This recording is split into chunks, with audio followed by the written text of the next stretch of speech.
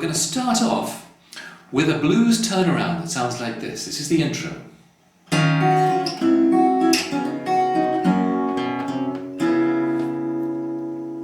Classic blues introduction. It starts with a C-sharp 9 chord, which we're going to play 5th string, 4th fret, and the 3rd and 2nd strings at the 4th fret. This is bar 1 of your tab. We can follow the tab on this one if you like. Pinch 5, 3 and 2, then the 2nd string, then the 1st string open and back to the 3rd string.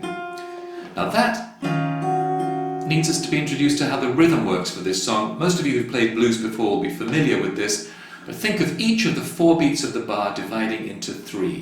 Think of it counting 1 and 2 and 3 and 4 and okay? On this turnaround, the first beat of the bar doesn't exist, so we're counting here 2 and Now come to this chord shape. The ring and little fingers come down 1 fret to the 3rd fret, and whichever finger you like, I use the index finger. James, by the way, uses the thumb, so you might prefer that, comes to the 6th string, 2nd fret, and we'll play the same thing we just played, except the bass note is now the 6th string. That's the F sharp 7 sharp 5 chord.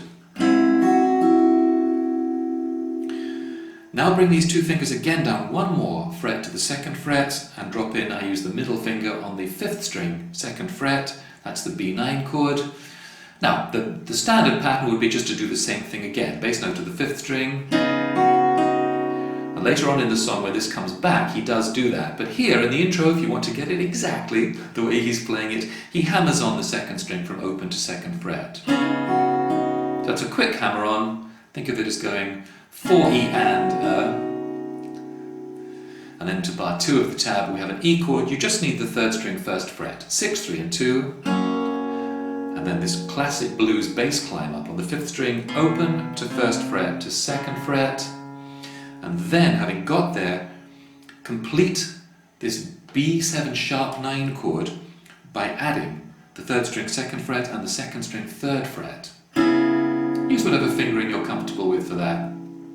So the rhythm of that bar, 1 and 2 and 3, 4, nothing across 3 and 4 because you're starting to sing.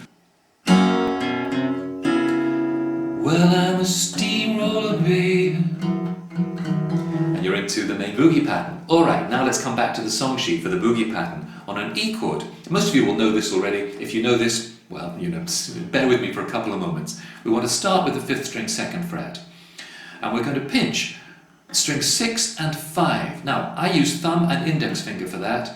James Taylor uses just his thumb brushing across both those strings. But you will need another finger from time to time, so if you want to use just thumb, that's fine, but make sure you can also use a finger as well later on. Okay, now we're going to play 6 and 5 together, fretted at the 2nd fret, twice. Notice that the first note is stopped of that pair and the 2nd note is allowed to ring. So your 1-ander is 1 stop pinch. Yes? Pinch, stop, pinch.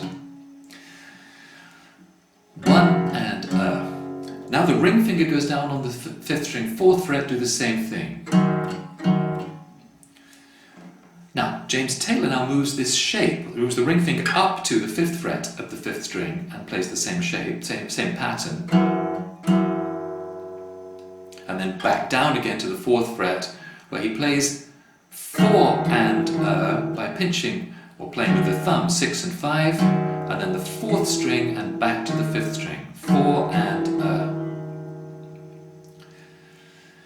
I prefer to use the little finger coming out to the 5th fret,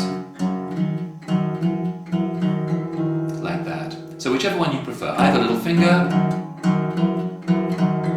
or the James Taylor way.